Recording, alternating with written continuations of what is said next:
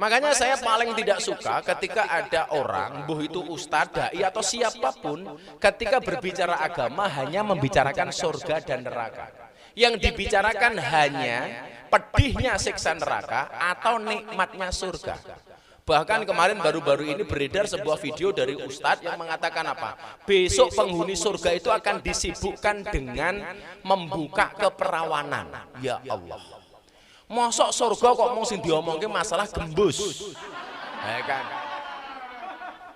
Kemarin lihat Mas Budi, Pak Panglima lihat. Ada ustadz yang berbicara besok itu penghuni surga akan disibukkan dengan membuka keperawanan dari para bidadari. Disibukkan dengan keperawanan karena bidadari di surga itu begitu dikeloni langsung rapat perawan meneh. Begitu keloni rapat perawan meneh dan seterusnya.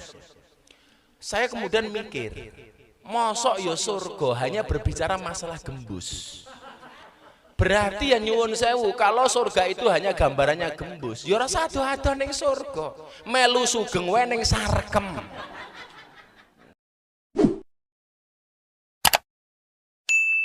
Assalamualaikum warahmatullahi wabarakatuh. Hamdan wa syukran lillah, salatu wassalamu ala rasulillah, Sayyidina Maulana Muhammad ibni Abdillah, wala khawla wala quwata illa billah, amma ba'd. Ini ehonya bisa dikurangi enggak?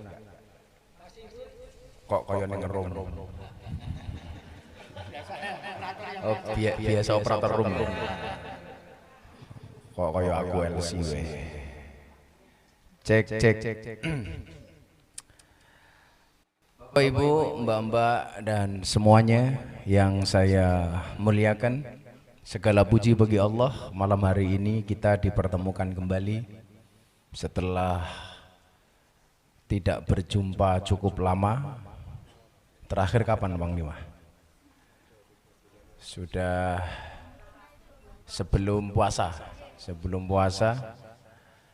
Yang alhamdulillah atas izin Allah kita semuanya dipertemukan di Balai RW, yang mudah-mudahan balai ini menjadi saksi besok di hadapan Allah Subhanahu wa taala bahwa kita pernah berjumpa dalam kajian ilmu, dalam majelis ilmu, satu majelis yang disukai oleh Allah dan Rasulnya.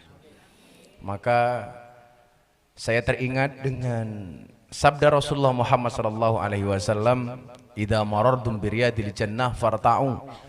Ketika engkau melintasi taman surga, maka singgahlah. Yang pernyataan Rasulullah ini kemudian mengundang tanya dari para sahabat, ini di dunia kok sudah ada taman surga, apa yang dimaksud dengan taman surga? Para sahabat bertanya, wa ma hiya riyadul jannah ya Rasulullah, ini masih di dunia wahai Nabi, apa yang dimaksud dengan taman surga? Jawaban Rasulullah, hiya khilaqu dzikri wa majalisul ilmi. Taman surga di dunia itu adalah majelis dzikir dan majelis ilmu. Maka kita bersyukur di tengah kesibukan mbak-mbak bisa meluangkan waktunya untuk bersama-sama mencari ridho Allah dari tempat ini. Maka kurang afdol kiranya kalau yang bau rekso tempat ini, Pak RW, ribut wae, RW, untuk memberikan sambutan barang satu album atau dua album. Kepada Pak RW, waktu dan tempat tidak dipersilahkan. Dipersilahkan. Assalamualaikum warahmatullahi wabarakatuh. Waalaikumsalam warahmatullahi wabarakatuh. Al-Mukarram Gus Miftah yang sangat kami hormati dan kami banggakan. Juga kami istilahnya orang Jawa pundi-pundi supaya awet, supaya banyak jamaahnya, sehingga sangat cinta kepada Gus Miftah semuanya. Juga Mas Hendra, yang kami hormati, Bapak Ibu semua yang tidak kita sebut satu persatu. Assalamualaikum warahmatullahi wabarakatuh. Waalaikumsalam warahmatullahi wabarakatuh. Pertama-tama marilah kita selalu memanjatkan puji dan syukur kehadirat Allah Subhanahu wa taala, yang mana pada malam hari ini kita bisa berkumpul di Balai RW dalam rangka siraman rohani yang akan disampaikan oleh guru besar kita, tokoh kita, yaitu Gus Miftah. Semoga Gus Miftah diberi kepanjangan umur, amin, diberi kesehatan, beri banyak rezeki, dan selalu diidolakan oleh warga masyarakat Indonesia pada umumnya. Kepada beliau Gus Miftah saya mohon maaf bila mana kami dalam menerima kurang berkenan, dan juga Bapak Ibu saya mohon maaf bila mana kami kurang sopan dalam menyampaikan juga berbicara pada malam hari ini. Untuk selanjutnya kita renungkan, mari kita dengarkan apa yang diberikan oleh beliau Gus Miftah, tausiah beliau, semoga bermanfaat dan bisa kita amalkan bersama-sama. Wabillahi taufik wal hidayah. Wassalamualaikum warahmatullahi wabarakatuh. Waalaikumsalam warahmatullahi wabarakatuh. Terima kasih Pak RW, mudah-mudahan lancar semuanya. Pak RW lancar rezekinya, juga lancar BAB-nya. Karena kalau dilihat dari posturnya Pak RW ini lagi sembelit. Ya karena semakin tua itu biasanya metabolismenya semakin buruk, seburuk wajahnya. Mas Indra dan semuanya, Bu siapa tadi namanya? Bu Tari dari mana Bu? Angkatan Darat, Ade. Nah, jadi teman saya itu daftar Angkatan Darat tidak diterima, gara-gara giginya jelek. Nah, giginya apa yang Jawa itu? Bukan ompong, kerowok. Sehingga dia marah-marah sama panitianya. Kenapa saya nggak masuk Angkatan Darat? Padahal badan saya bagus ya, karena masnya giginya jelek. Emangnya besok perang pakai gigi, kan pakai tembak. Masuk perang cokot-cokotan. Dan di sampingnya ibu ini walpri saya, ini anggota Kopassus sekarang di Sleman. Nah, Sleman. Beliau ini. Kenalan. Modus. Oh gitu. Tuh. Sekedar informasi untuk Bu Tari, beliau tidak suka daun tua ya. Daun tua. Oh pinter ya, minimal pinter ngapusi ya Bu ya. Karena cewek itu seperti kalkulator. Apa itu nggak pernah salah. Bener saja. Dan di sini juga ada dagelan asu. Asu itu Aldo Sugeng. Nah, asu. Jadi Mas Sugeng ini apa namanya, dagelan yang sudah sangat tercemar. Baik dunia maupun di akhirat. Wabil khusus tercemar di Sarkem. Karena nggak bisa membayar, ninggal KTP. Uji korong Geng. KTP nganai. Saya bersyukur sekali, makanya kemarin ada waktu ini saya langsung WA Panglima untuk bisa mengadakan acara ini, mumpung saya ada di Jogja. Mudah-mudahan ini adalah satu bentuk itikat baik kita untuk semakin dekat dengan Allah. Karena meninggalkan dosa itu lebih mudah daripada bertaubat. Jadi meninggalkan dosa itu lebih mudah daripada bertaubat. Karena ketika seseorang itu meninggalkan dosa, belum tentu dia bertaubat. Contoh, kenapa pengajian ini saya anggap spesial dan istimewa? Minimal ketika mbak-mbak saya di sini mengikuti pengajian, itu kan mohon maaf, waktu bekerjanya itu berkurang. Dikurangi untuk ngaji. Yang mungkin barangkali hari-hari biasanya mbak-mbak jam segini sudah prepare kan, sudah mulai dandan. Wajah sudah mulai didempul, alis sudah mulai dipulas pakai spidol gitu kan. Walaupun jenengan dandan tetap saja. Oh. Apa mataku katarak.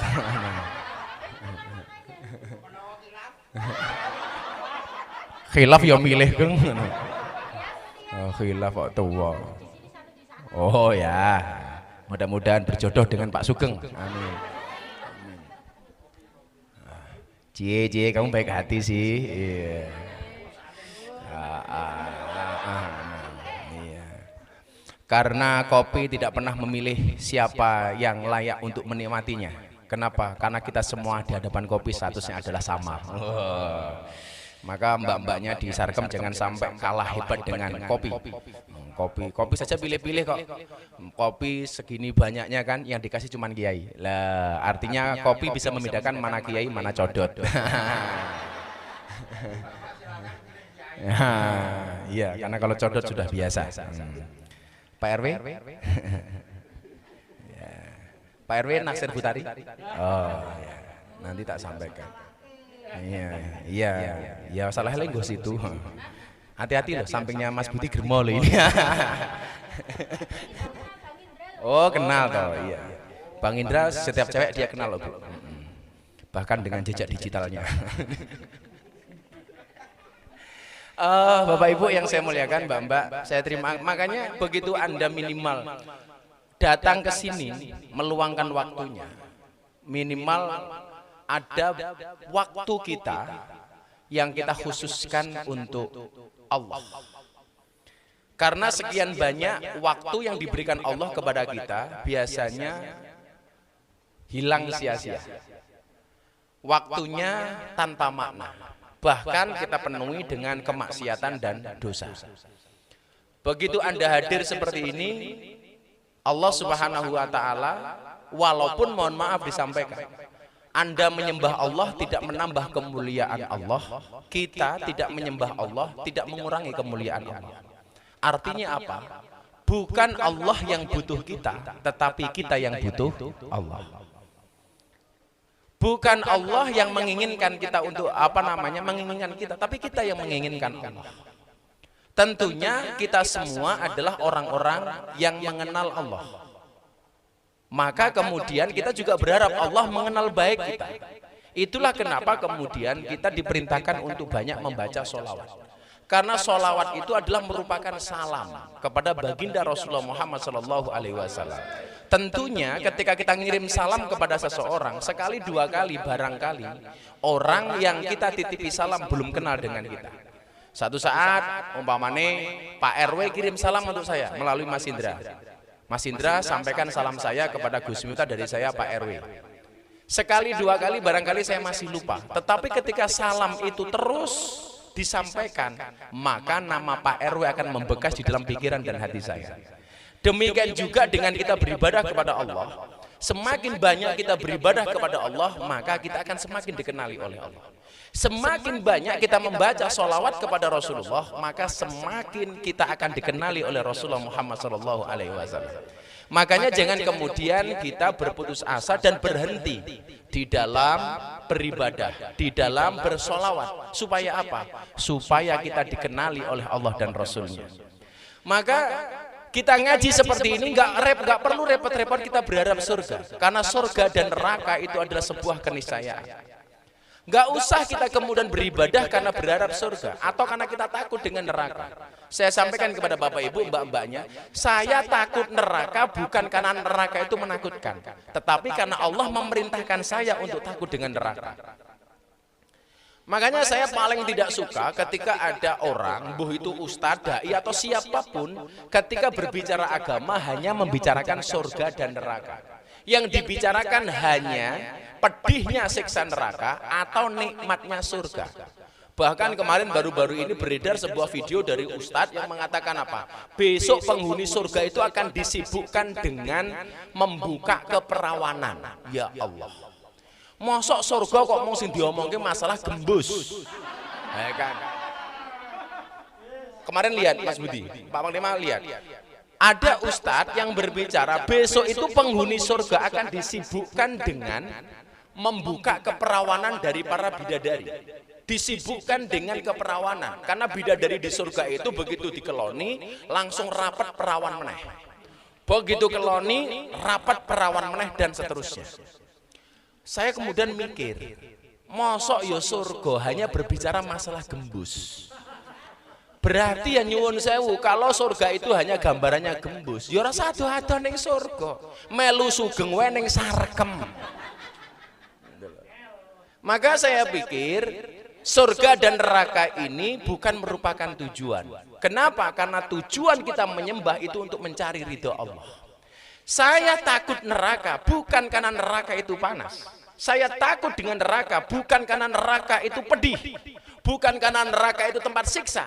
Tetapi saya takut neraka semata-mata karena Allah memerintahkan saya untuk takut dan menjauhi neraka. Maka saya selalu mengatakan, kalau toh kemudian saya Miftah harus masuk neraka, tetapi Allah ridho.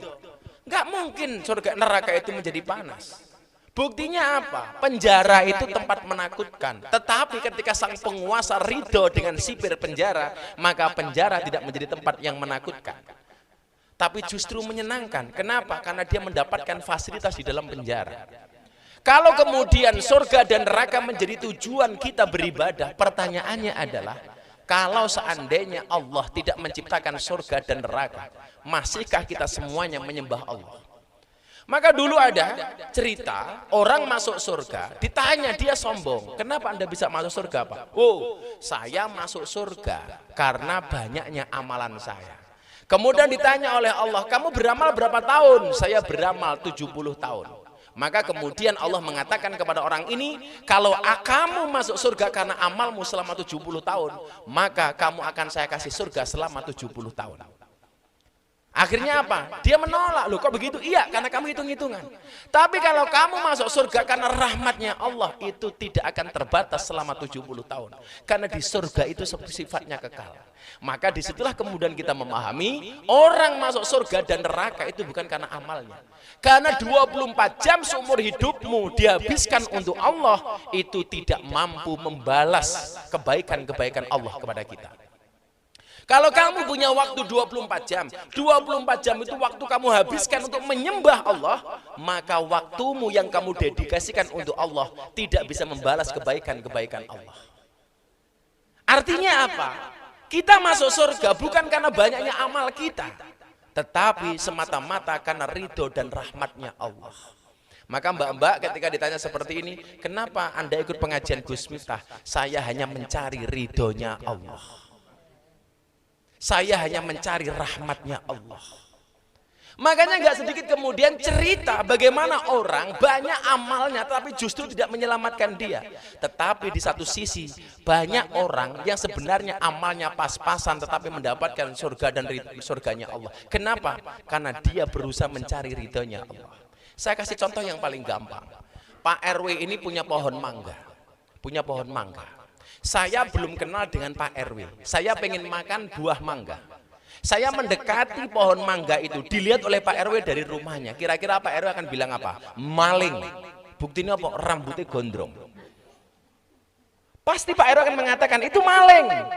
Mendekati buah mangga saya. Kenapa saya dikatakan maling sama Pak RW? Karena Pak RW belum kenal dengan saya. Tapi sebaliknya, kalau saya udah kenal dengan Pak RW punya pohon mangga, di situ lebat buahnya, mangganya masak. Tahu saya pengen makan buah mangga. Nggak usah saya mendekati pohon mangga, tapi Pak RW pasti akan telepon saya. Gus Miftah, kalau ngutus Panglima, Kapolres Sowan Gus Miftah, saya memberikan Gus Miftah buah mangga. Kenapa Pak RW melakukan itu? Karena kenal dengan saya. Anda berada di depan surga, pengen masuk surga, tetapi kamu nggak dikenali oleh Allah. Maka kamu akan terlempar dari surga. Kamu nggak usah berharap surga, tapi kamu dikenali oleh Allah. Kamu nggak minta, pasti akan dimasukkan surga oleh Allah Subhanahu wa Ta'ala. Makanya kenapa kemudian dikatakan wa absyiru bil jannatil lati kuntum tu'adun, berikanlah kabar gembira bagi mereka atas surga yang telah Allah siapkan kepadanya. Jadi nggak usah kemudian itu kita berharap begini. Sudah semuanya ikut aturan Allah saja. Maka di dunia ini, kalau toh kamu tidak bisa baik-baik banget, minimal jangan bosok-bosok banget. Saya ulangi, lah orang yang api-api banget, minimal aja bosok-bosok banget. Kalau konteksnya kita kerja di Sarkem umpamanya, lah kowe iki bosok terus, minimal sisakan waktumu ada baiknya. Ojo bosok kabeh. 24 jam ada waktu kamu khususkan untuk Allah. Begitu banyak waktu yang kita gunakan untuk maksiat, tetapi nggak ada waktu untuk sholat. Oh no, yang alasan. Coba kalau kemudian itu kamu kembangkan, ya saya bermaksiat Tuhan, tapi saya berkomitmen menyisakan waktu saya untukmu. Karena roh Allah mengatakan dalam hadis qudsi, idza ahabba abdi liqai fa ahbabtu liqa'ahu wa idza kariha liqai fa karihtu liqa'ahu. Ketika seorang hamba cinta ketemu dengan aku, maka aku cinta ketemu dengan hambaku. Ketika seorang hamba benci ketemu dengan aku benci ketemu dengan hambaku. Siapakah orang-orang yang cinta ketemu dengan Allah? Diumumkan oleh Pak RW, besok malam minggu pengajian sama Gus Miftah. Atine nyes, alhamdulillah seseorang pengajian meneh. Ini adalah orang-orang yang Allah memberikan nur dan hidayah ke dalam hatinya. Jadi enteng, alhamdulillah ono ngaji. Tapi sebaliknya orang-orang yang benci ketemu dengan Allah siapa? Diumumkan oleh Pak RW, Mbak Sarkam sesok ngaji. Malah cangkeme bengok, ngaji meneh. Biasanya jilbabe pink. Biasanya jilbabe. Ngaji meneh. Malah gunya. Coba. Ketika kemudian ada pengajian seperti ini, kemarin ketika diumumkan kamu niat saja itu udah berpahala. Panglima nggak pengumuman, besok warga Sakem pengajian dengan prokes ketat, menjaga protokoler kesehatan menggunakan masker, menjaga jarak. Kenapa kita harus menjaga jarak? Karena menjaga jarak mengajarkan kepada kita bahwa yang dekat saja belum tentu jadian. Ya, maka harus menjaga jarak. Makanya mbak-mbaknya harus menjaga jarak dengan saya. Kenapa? Kalau dekat-dekat nanti kamu jatuh cinta. Kopi, jatuh cinta sama kopi. Makanya saya selalu bilang, kalau dia hanya mampir, kasih dia kopi, jangan hati. Mbak-mbak ya lucu, ono tamu toko diwenehi ati. Rasa baper, kula duwe tamu baper ra bayaran. Ono tamu baper ra bayaran. Urusan room itu cukup berhenti di body, jangan sampai hati. Kalau dia niatnya bercanda, kamu harusnya tertawa, bukan jatuh cinta. Ngono. Pengalaman pribadi matamu, pribadi. Iki kita lak manggung karo cangkeme sugem pas lagi. Ada. Karena bentuk cangkeme ya padha. Lak cipokan mesti kelet. Padha-padha merongose sakne. Ora nganti kenal jedel ya kuwi. Sadudukane.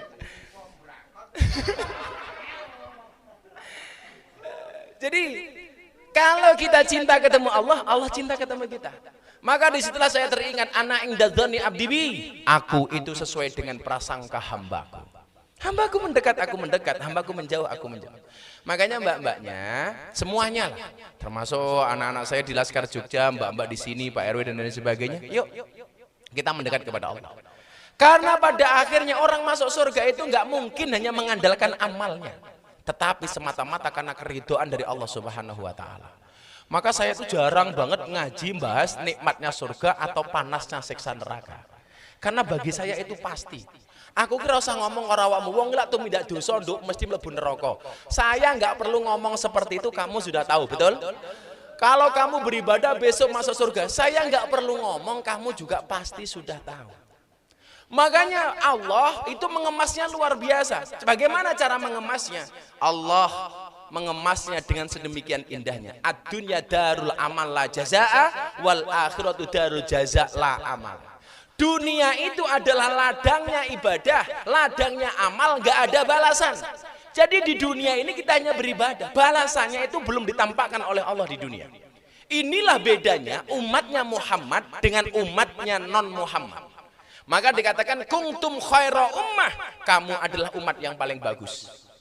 Kuntum khaira ummah kata Allah untuk menggambarkan umatnya Nabi Muhammad. Kita ini dianggap umatnya Allah paling baik. Konsekuensinya apa? Umatnya Nabi Muhammad kalau masuk surga itu masuk surga pertama kali lebih dahulu dibandingkan umat-umat Nabi yang lain. Jadi walaupun kita umat terakhir, besok umatnya Nabi Muhammad masuk surganya lebih dahulu dibandingkan umatnya Nabi Musa, lebih dahulu dibandingkan umatnya Nabi Nuh, lebih dahulu dibandingkan umatnya Nabi Isa. Jadi kalau kita masuk surga duluan, tapi juga sebaliknya. Umatnya Nabi Muhammad kalau masuk neraka juga masuk neraka duluan dibandingkan umat-umat yang lainnya. Enak amat mau masuk surga duluan tapi masuk neraka akhirat. Jadi inilah indahnya umat Muhammad. Satu. Nomor dua, umat-umat terdahulu begitu mereka punya salah langsung diazab oleh Allah. Contohnya umatnya Nabi Nuh. Umatnya Nabi Nuh nggak percaya dengan risalahnya Nabi Nuh, langsung dikasih banjir bandang, betul? Umatnya Nabi Musa langsungnya nggak percaya dengan Allah dan Nabi Musa, ditenggelamkan ke dalam lautan. Umatnya Nabi Lot yang sukanya sodomi, itu merek mie, sodomi. Jadi sukanya cowok dengan cowok, cewek dengan cewek, itu adalah umatnya Nabi Nuh. Makanya kemarin saya mikir, kenapa sekarang banyak laki-laki yang jadi homo? Itu yang salah adalah istrinya. Karena begitu keluar dari rumah istrinya bilang, "Pah, tolong jangan mainan cewek ya." Oh iya mah, akhirnya dia mainan cowok. Karena nggak boleh mainan cewek. Makanya hati-hati kalau ada orang mengatakan diam itu mas, saya nggak setuju. Kenapa saya tidak setuju? Diam itu mas, saya nggak setuju. Berarti selingkuh itu mas.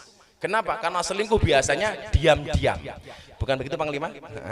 Saya langsung tanya kepada ahli selingkuhnya.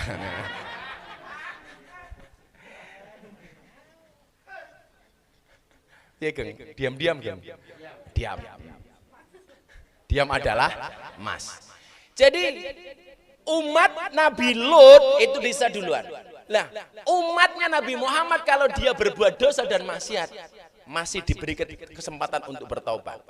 Masih diberikan waktu, bahkan tidak langsung diazab. Sementara umat-umat terdahulu langsung diazab. Maka tadi saya sampaikan ad-dunya darul amal. Dunia itu adalah ladangnya amal. Jadi di dunia ini belum ada balasan dan pahala, belum ada.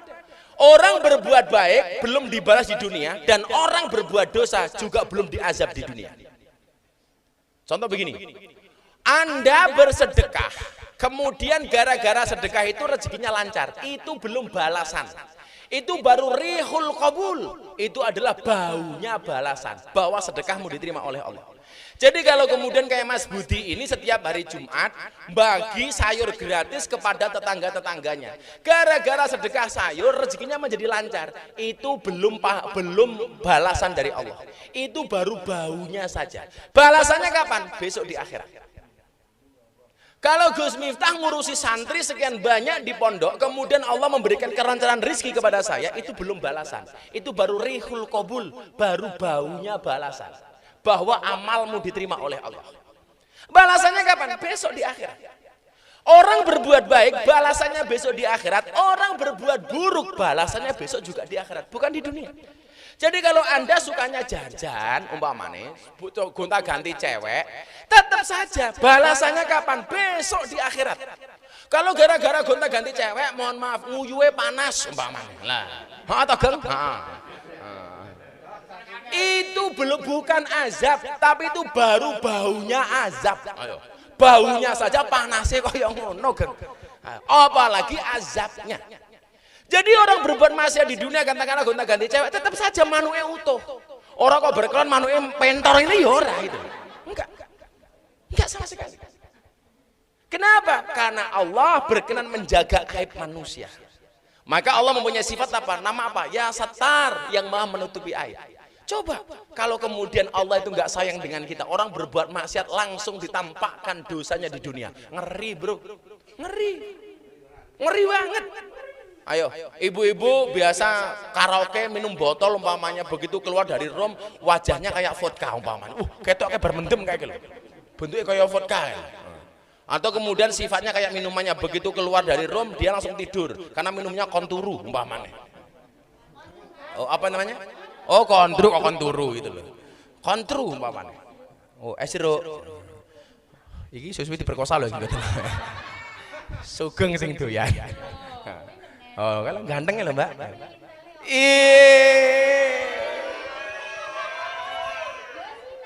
Cinta itu memang buta, tapi cinta bisa membedakan mana tentara, mana dagelan. Pistule loro. Oh, pada. Oh.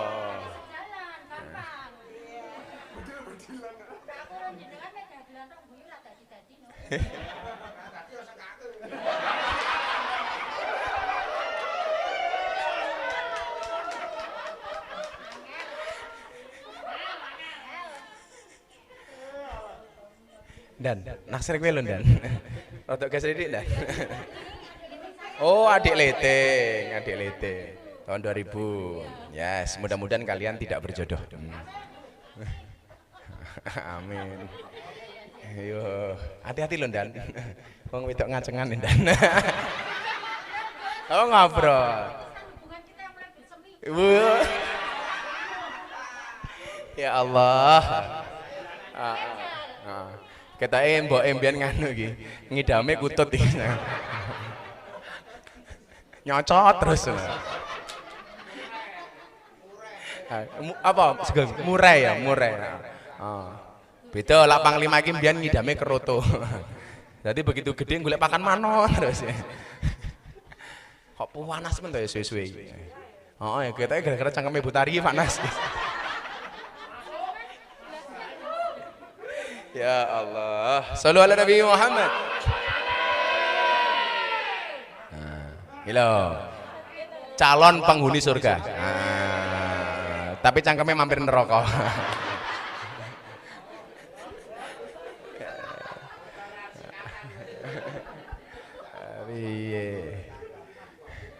Wong kok lemune kaya ngono nduk ya. Wah. Tahun delok itu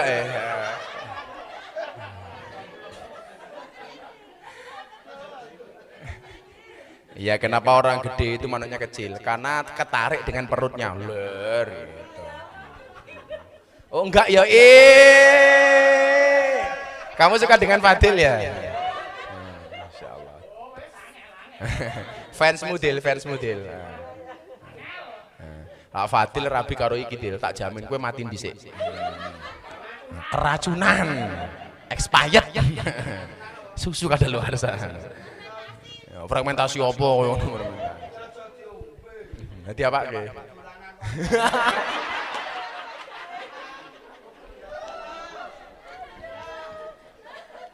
Allah, sik panas rek. Dorpres jangan. Dorpres matamu.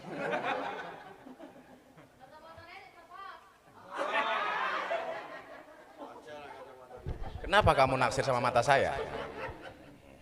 Oh, alah. Wis cabut saya. Iki mau. Oh. Ya. Kuwi gelem jaket jeneng. Ya aja. Iki jaket karo raimu larang jakete. Tanggo ya ora sedeng ya gini. Awakmu meledos opone Fadil. Ya Allah. Kamu enggak gemuk, Adil? Bukan, kan saya pernah bilang toh 100 kg di bumi itu sama dengan 30 kg di Mars. Itu artinya Fadil enggak gemuk, cuman salah planet. Nah. Salah habitat, harusnya dia tinggalnya di planet Mars. Kayak guru nih kan Adil. Jadi dunia ini Allah belum menampakkan sedikit pun siksa ataupun balasan surga. Kenapa? Karena Allah tidak mau membuat malu kita. Kalau seandainya Allah itu kejam, segala perbuatan maksiat langsung dibalas di dunia, hati-hati. Umpamane, ibu-ibu nakal langsung ditampakkan umpamane raine dadi irunge dadi mancung didik. Wah, susu malah kaya Pinocchio toh umpamane. Dadi lak sugeng nakal ning sarkem mulih mlakune digawe ekeh-ekeh. Ya Allah. Iso mbayangke kaya Wahyu kaya JP kaya ngopo mlakune kae. Remuk bokonge itu. Tapi ternyata Allah tidak melakukan itu. Kenapa? Karena begitu sayangnya Allah dengan kita. Maka sekian banyak jalan menuju surganya Allah. Apalagi kalau ngomong perempuan. Perempuan itu jalan surganya lebih gampang dan lebih banyak dibandingkan laki-laki. Ayo, wong wedok kuwi nduk golek surga luwih gampang daripada wong lanang. Lebih gampang. Bahkan di dalam satu hadis itu disebutkan dalam kitab Akhlakun Nisa, perempuan satu yang solehah itu lebih baik daripada 1000 laki-laki yang tidak soleh.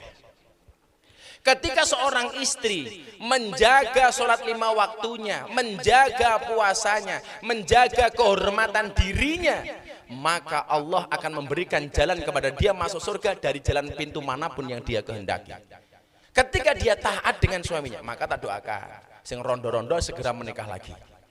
Karena bagaimanapun jomblo sama orang menikah itu jalan surganya lebih gampang orang yang menikah dibandingkan yang jomblo.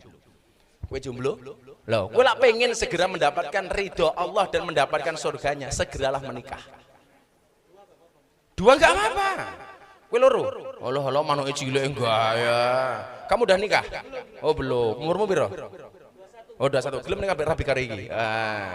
Bu, kalau nikah dengan janda, jos, tidak ada malam pertama, adanya malam terusan.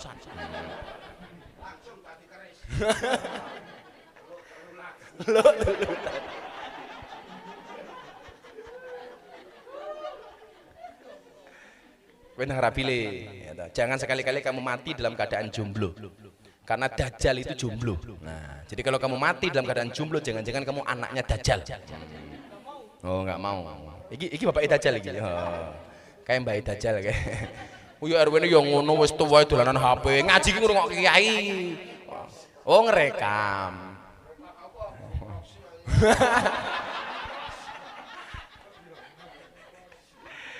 Saya kasih gambaran bagaimana kemudian orang itu masuk surga hanya gara-gara bisa mengelola dan memanage hatinya. Jadi satu malam setelah sholat isya, ketika sholat isya Rasulullah mengatakan begini, sahabat, kalian sebentar lagi akan melihat ahli surga masuk ke dalam masjid. Ternyata yang masuk ke dalam masjid itu apa? Sahabat Ansor, pakaiannya kelus, amalannya biasa sambil nyangking sandal jepit. Dia sholatnya biasa-biasa saja, selesai sholat dia pulang. Hari kedua Rasulullah mengatakan hal yang sama. Kamu pengen tahu nggak? Ini nanti akan ada ahli surga masuk masjid. Ternyata yang datang orang yang sama. Sahabat Ansor, bajunya biasa-biasa saja, ibadahnya ya pas-pasan saja sambil nyangking sandal jepit. Sampai hari ketiga, Rasulullah mengatakan hal yang sama. Kalian pengen lihat nggak ahli surga masuk ke dalam masjid? Yang datang ternyata orang yang sama, menggunakan pakaian yang sama, dan menyangking sandal jepit yang sama. Begitu dia pulang, sahabat-sahabat derasan-rasan. Orang itu hebatnya apa ya? Kok sampai dipuji Rasulullah dia masuk surga pertama kali? Amalnya apa? Sampai akhirnya ada sahabat Rasulullah yang penasaran dengan orang ini. Namanya Abdullah bin Amr bin As. Abdullah bin Amr bin As. Kemudian apa? Sahabat Abdullah mendatangi rumah sahabat Ansor ini. Masuk ke dalam rumahnya, Assalamualaikum, waalaikumsalam.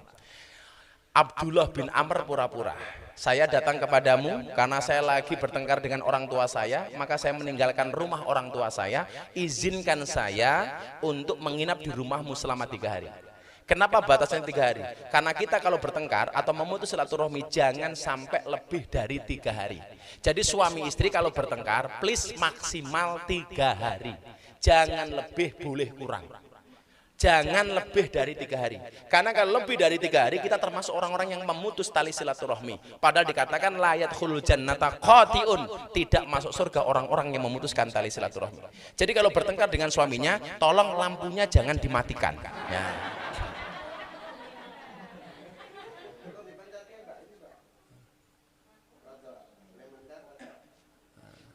Nah, mentang-mentang ngomong kok Sugeng wapal karo daerah kene ya. Bisa mencet langsung murup iki lho. So, oh lho ora. Kata biasa mencet-mencet ning kene gitu. Jadi kalau kita bertengkar dengan siapapun, tidaknya suami istri, dengan kawan, dengan saudara, jangan lebih dari 3 hari. Batas maksimalnya neng-nengan itu cuma 3 hari. Jangan sampai sebulan, apalagi setahun dan lain sebagainya. Hati-hati. Lah cangkemmu neng-nengan karo sedulurmu, hati-hati. Cangkemmu iso meneng selawase. Ayo. Makanya saya selalu bilang, kalau bisa diajak ngomong, diajak ngomong. Atau kalau nggak biasa diajak ngomong, dibuat diam sekalian. Wong urip kok meneng-nengan toh. Orang yang meneng-nengan lebih dari 3 hari itu memutus tali rezekinya, akan memendekkan umurnya. Karena otomatis orang itu akan mendoakan dia yang jelek-jelek. Makanya mbak-mbaknya, tolong jangan marah lebih dari 3 hari. Tamu kurang bayar Gus, ditegur terus, tagih. Jadi wong ki lan duwe utang, wong ki lan njaluk utang, sing ngutangi dianggap malaikat rahmat, tapi lek ditagih sing nagih kaya dianggap malaikat Israil, betul? Oh. Dadi lak utang melas, lak bayar males. Dadi lak ngutang cangkeme luwih males dibandingkan madu, lak ditagih raine luwih kecut daripada brotowali. Jadi jangan neng-nengan lebih dari 3 hari. Lah, orang ini ditangi sama Abdullah bin Amr bin As. Boleh nggak saya menginap di sini 3 hari? Akhirnya Abdullah bin Amr bin As dia menginap di rumah sahabat Ansor selama 3 hari. Selama 3 hari, hari pertama dilihat amalnya biasa-biasa saja. Bahkan dia tidak puasa sunnah, bahkan dia tidak sholat sunnah rawatib. Bahkan wiritannya biasa-biasa saja, hanya menjalankan perkara-perkara wajib. Sholat pokoknya dilakukan, yang sunnah enggak selalu dilakukan, puasa sunnahnya juga tidak selalu dilaksanakan. Sampai hari ketiga sama. Kemudian apa? Abdullah bin Amr bin As penasaran, kok iso wong kaya ngene kok jarene Kanjeng Nabi masuk surga pertama kali, hebatnya apa? Hebatnya apa? Akhirnya pada hari ketiga Abdullah bin Amr bin As mengatakan kepada laki-laki ini, Mas, sorry ya, sebenarnya saya tidak punya masalah dengan orang tua saya. Saya tidak pernah bertengkar dengan orang tua saya. Saya kesini hanya pengen tahu dan cari alasan kenapa Rasulullah mengatakan engkau adalah orang yang ahli surga. Bahkan Rasulullah mengatakan engkau adalah calon penghuni surga. Saya hanya pengen tahu amalanmu itu sebenarnya apa. Apa jawaban laki-laki ini? Wahai sahabat Rasulullah Abdullah bin Amr bin As, amalan dan ibadahku sebenarnya biasa-biasa saja. Saya sholat juga yang wajib-wajib saja. Saya tidak selalu puasa sunnah kayak Gus Miftah umpama. Enggak sampai seperti itu. Tetapi saya selalu menjaga hati saya untuk tidak hasud, untuk tidak dengki, untuk tidak iri, untuk tidak memusuhi, untuk tidak suudzon kepada siapapun. Saya selalu memaafkan siapapun, saya selalu mendoakan siapapun.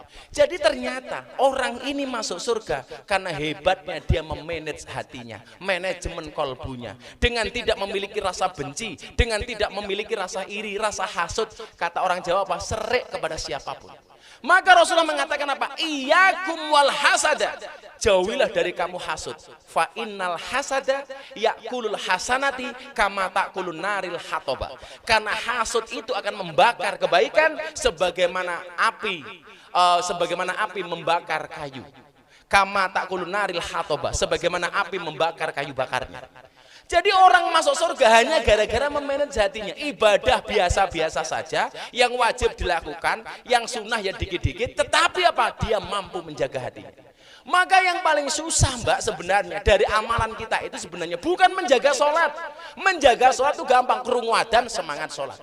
Ada orang masuk ke masjid, kita terinspirasi untuk berangkat ke masjid.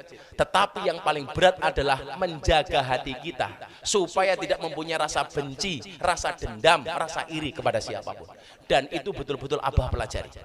Bagaimana ketika kemudian Abah dibully, jangan sampai saya mempunyai rasa dendam kepada orang yang membuli Abah.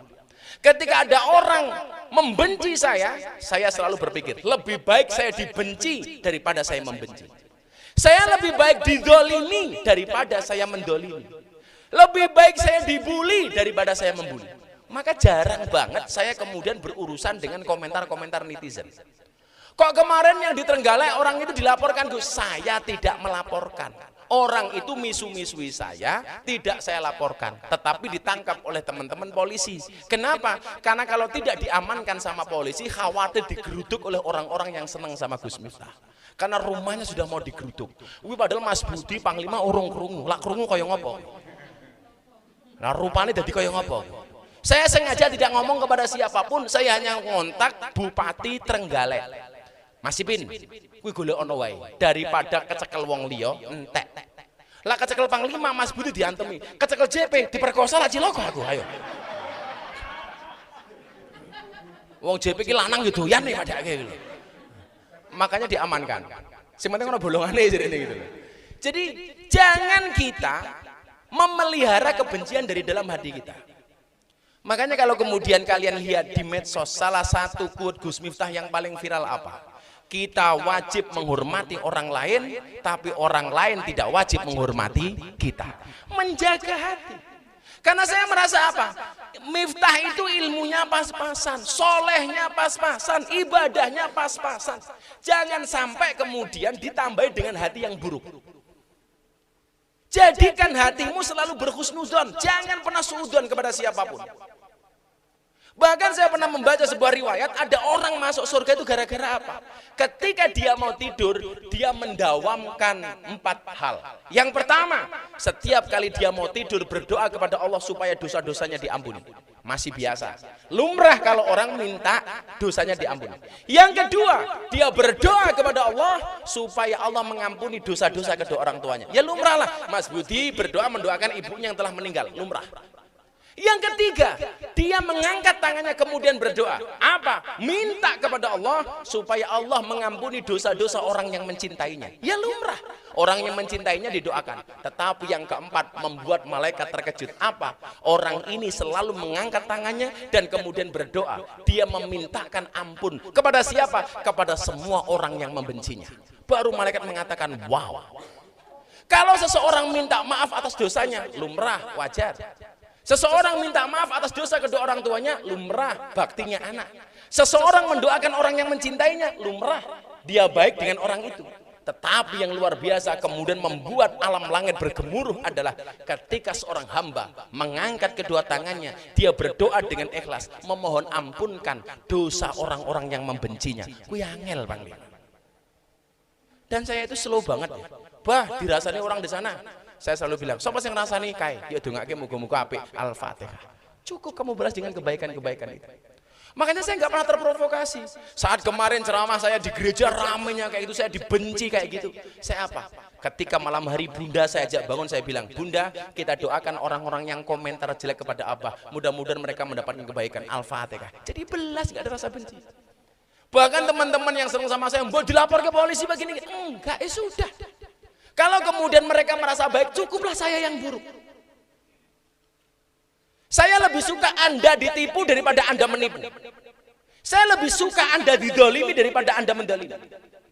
Maka kalau ada santri datang ke pondok, bah kula dihapusi wong, alhamdulillah. Kalau alhamdulillah pripun? Ya luwih apik daripada kowe sing ngapusi.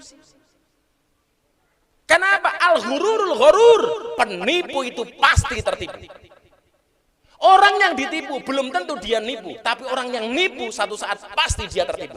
Ingat kata-kata saya. Al-ghururul ghurur. Kalau hari ini kamu didolimi, belum tentu kamu adalah orang yang dolim. Tapi kalau kamu mendolimi orang, pasti kamu bisa akan didolimi sama orang. Maka saya sama Bunda itu, kalau sudah dibohongin orang, pasti rezekinya nambah. Wallah, nambah. Saya bilang begini, yang sering saya contohkan di pengajian itu. Ada kamu punya rumah, jendela kaca. Tetangga kamu punya anak kecil mainan bola. Bolanya ditendang. Tetangga kamu ini orang kaya, orangnya baik dan orangnya dermawan. Punya anak, main bola, bolanya kena kaca rumah kamu. Biar kaca kamu pecah. Tapi kamu tahu, tetangga kamu adalah orang kaya, orangnya baik, dermawan dan ilingan. Karena dermawan tapi lalenan umpamanya. Dia orangnya dermawan, apik, kelingan terus. Begitu kaca rumah kamu pecah, kamu nggak akan khawatir. Kenapa? Saya nendang anak wong sugih mesti bakal diganteni. Betul apa enggak? Akhirnya orang itu datang, Pak, mohon maaf, anak saya kemarin main bola, kaca rumah Bapak pecah. Akan saya ganti, Pak. Tidak hanya kaca, sekalian tralisnya kalau ganti, Pak. Wong sugih kok. Nah, kalau kamu ditipu oleh orang, kamu harus ingat, orang itu juga makhluknya Allah. Dia hambanya Allah. Kalau orang itu nggak bertanggung jawab, yang bertanggung jawab siapa? Allah. Wong yang dia itu adalah hambanya Allah. Kalau saya ditipu sama panglima umpamanya, saya nggak perlu risau. Dia yang nipu saya itu juga hambanya Allah. Seorang anak yang punya orang tua kaya saya bertanggung jawab. Masa Allah yang Maha Rahman, Maha Rahim tidak bertanggung jawab? Nggak mungkin. Nggak mungkin. Pasti diganti oleh Allah. Persoalannya adalah kita lebih percaya dengan apa yang kita lihat, tetapi kita jarang percaya dengan apa yang tidak pernah kita lihat. Kita lebih suka bersandar kepada makhluk dibandingkan bersandar kepada Allah. Kowe duwe bojomu duwe duit rekeninge akeh, rasane ayem. Mas, ra apa-apa, aku blonjo online mendina bojoku duwite akeh. Padahal uang suamimu itu terbatas. Sementara kamu punya tempat bersandar, dia lebih kaya daripada suamimu. Siapa? Allah. Kita nggak pernah percaya dengan keakbaran Allah. Maka yang ada cuma susah terus. Ya. Makanya mbak-mbaknya santai saja gitu. Kalau kadang-kadang kamu ditipu, ya Allah yang mengganti. Maka Siti Aisyah itu kalau nyumbang kepada tetangganya, dia selalu nitip kepada orang lain. Mbak, tolong dikasihkan tetangga saya itu. Tapi yang perlu kamu lakukan adalah jangan sampai tetangga saya tahu bahwa itu yang nyumbang adalah saya. Ketika Siti Aisyah ditanya, kenapa kamu melakukan itu? Jawabannya sederhana, ya, jangan sampai dia tahu yang nyumbang itu saya. Kenapa? Karena kalau dia tahu yang nyumbang saya, Aisyah, pasti dia akan gak enak hati dan satu saat pengen balas kebaikan saya.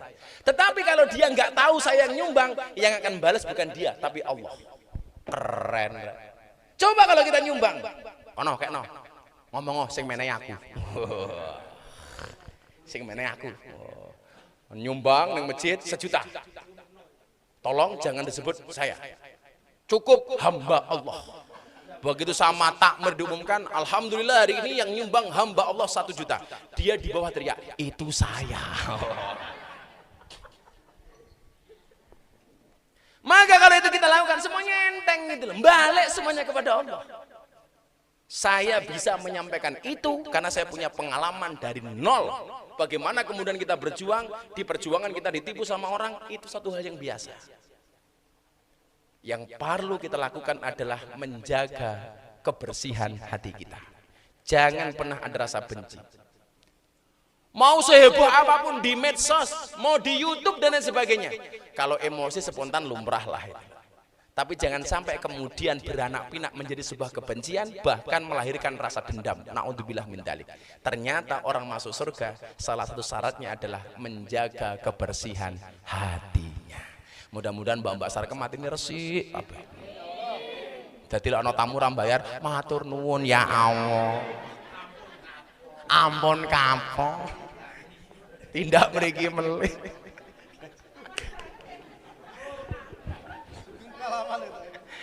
Ya konteksnya nggak harus seperti itu. Barangkali kita ada pertanyaan, saya persilakan. Nggak ada. Ya terima kasih. Allah.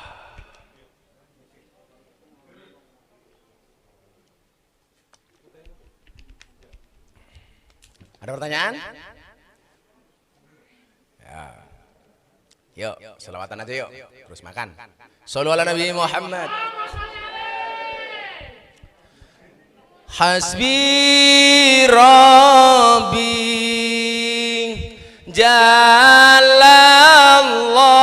Jalallah ma fi qalbi ghairullah Nur Muhammad sallallahu la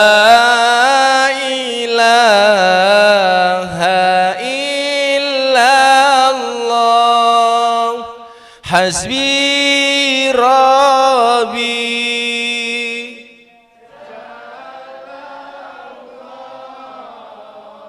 ma fi qalbi ghairullah Nur Muhammad sallallahu la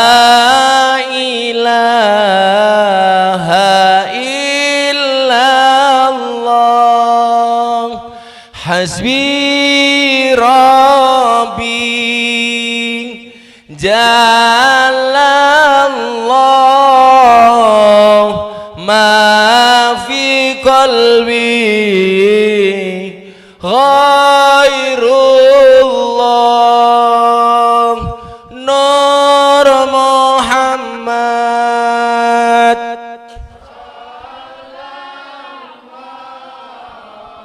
La ilaha illallah Hasbi Rabbi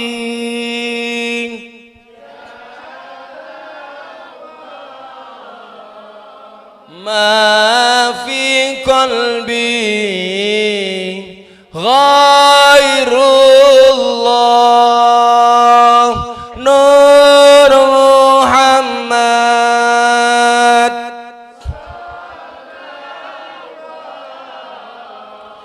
La ilaha illallah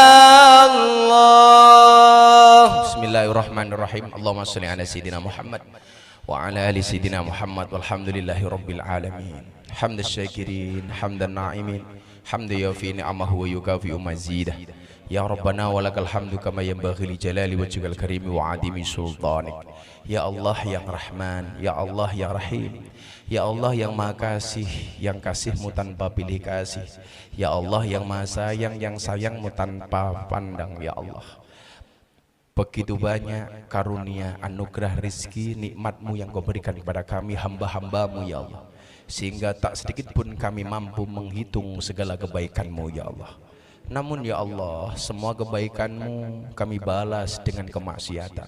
Semua keakbaranmu kami balas dengan kekhilafan. Semua anugerah dan nikmatmu kami balas dengan segala bentuk kesalahan.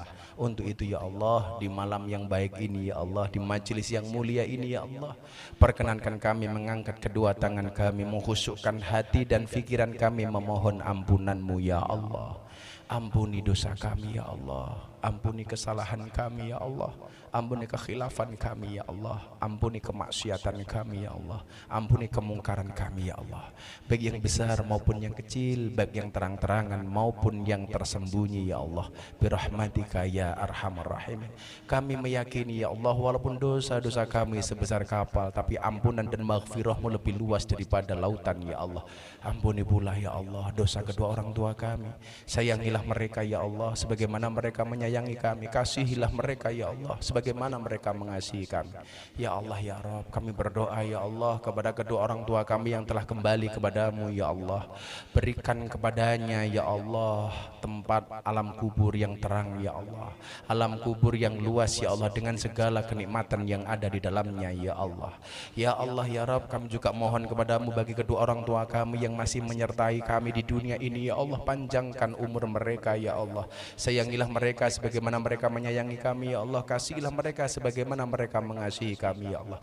Berikan kepada kami kesempatan bagi anak-anaknya ya Allah untuk membahagiakan mereka ya Allah. Berikan kami anak-anaknya ya Allah kesempatan untuk bisa memberikan kebahagiaan bagi kedua orang tua kami ya Allah. Berikan kepada kami rezeki yang barokah ya Allah, sehingga kami mampu menuntun kedua orang tua kami untuk ziarah Makkah Madinah ya Allah. Begitu baik ya Allah mereka kepada kami, tapi kami belum mampu membalas kebaikan-kebaikan mereka ya Allah. Bahkan banyak di antara kami hari ini ya Allah yang telah memutus tali komunikasi dengan kedua orang tuanya ya Allah, yang telah memutus tali silaturahminya dengan kedua orang tuanya ya Allah. Padahal Sayyidina Ali pernah mengatakan kepada kami ya Allah, jika seorang anak berbuat baik kepada kedua orang tuanya seumur hidupnya tidak mampu membalas jasa ibunya ketika melahirkannya ya Allah, jangan pernah kau jadikan kami anak-anak yang durhaka ya Allah, jangan pernah kau jadikan kami anak-anak yang tidak berbakti ya Allah. Jadikanlah kami anak-anak yang soleh ya Allah, yang senantiasa berbuat baik dan berbakti kepada kedua orang tuanya ya Allah. Ya Allah ya Rabb, bila mudah bagimu ya Allah menyelamatkan Nabi Yunus dari perut ikan, bila mudah bagimu ya Allah untuk menyelamatkan Nabi Ibrahim dari pembakaran Raden Namrud, dan bila mudah bagimu ya Allah untuk menyelamatkan Musa dari kejaran Fir'aun, maka mudah pula bagimu ya Allah untuk menghilangkan COVID-19 dari muka bumi ini ya Allah. Maka mudah pula bagimu ya Allah untuk memberikan obat dari semua penyakit ya Allah. Maka mudah pula bagimu ya Allah menjauhkan kami dari segala mara bahaya ya Allah. Maka mudah pula bagimu ya Allah menjauhkan kami dari segala bala ya Allah. Maka mudah pula bagimu ya Allah mengabulkan semua hajat kami ya Allah. Maka mudah pula bagimu untuk mengabulkan doa-doa kami ya Allah. Maka mudah bagimu ya Allah untuk mengangkat semua penyakit kami ya Allah. Birahmatika ya arhamar rahimin ya Allah ya Rabb. Berikan kepada kami kebaikan di dunia ini ya Allah, dengan kehidupan yang layak, ekonomi yang mapan, pekerjaan yang lancar, keluarga yang sakinah, keturunan yang soleh solehah, dan kehidupan yang istiqomah. Berikan pula kepada kami kebaikan kelak di akhirat. Jauhkanlah kami dari siksa kubur, jauhkanlah kami dari siksa neraka, jauhkanlah kami dari siksa di padang mahsyar, dan jadikan akhir hidup kami husnal khatimah. Rabbana atina fid dunya hasanah fil akhirati hasanah wa qina adzabannar. Subhana rabbika rabbil izzati amma yasifun wa salamun alal mursalin walhamdulillahi rabbil alamin. Barakati sirril Fatihah.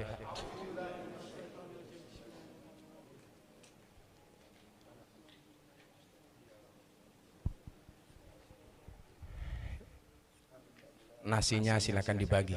Uripe selamat, matine selamat. Uripe selamat, matine selamat. Uripe selamat, matine selamat. Uripe selamat, matine selamat. Uripe selamat, matine selamat. Uripe selamat, matine selamat. Uripe selamat, matine selamat. Hayatu salam, mautu salam. Hayatu salam, mautu salam. Hayatu salam, mautu salam hayatu salam